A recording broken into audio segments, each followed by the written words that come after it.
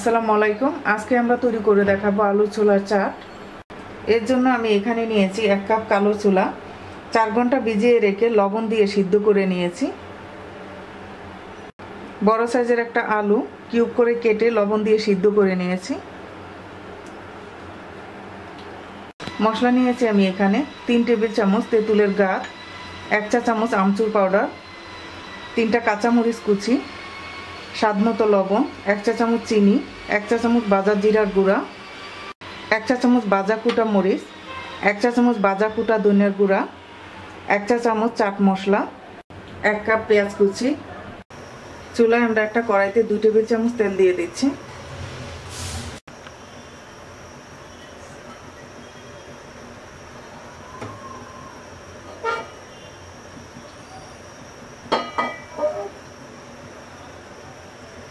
তেলটা গরম হয়ে গেছে, দিয়ে দিচ্ছি পেঁয়াজ কুচি।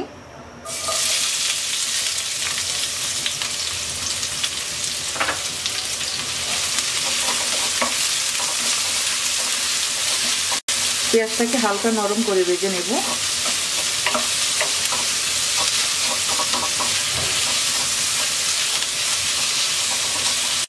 পেঁয়াজটা ভেজে নেওয়া হয়ে গেছে, এবার আমরা মশলাগুলো দিয়ে দিচ্ছি।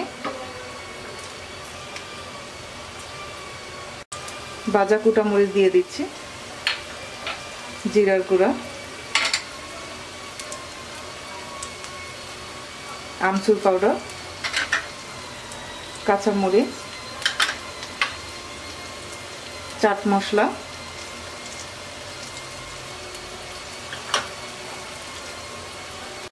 ভাজা ধনিয়ার গুঁড়া, তেঁতুলের গাছ,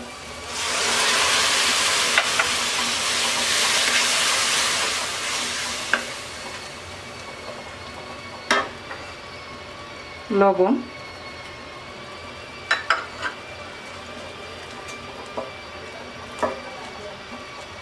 মশলাটাকে আমরা 1 মিনিট কষিয়ে নেব।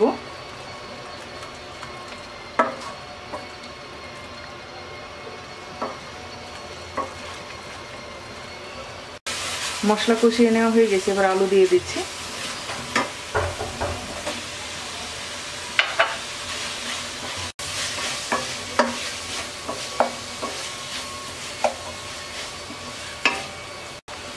অল্প একটু পানি দিয়ে দিচ্ছি।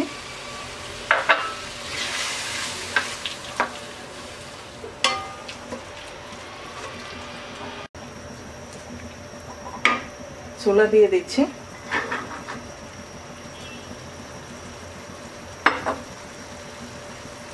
চিনি দিয়ে দিচ্ছি।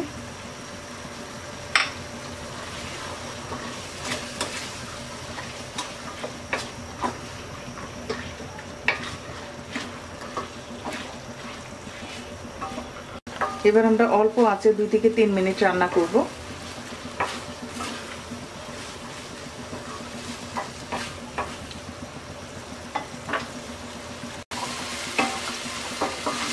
তিন মিনিট হয়ে গেছে, এবার নামিয়ে নিচ্ছি।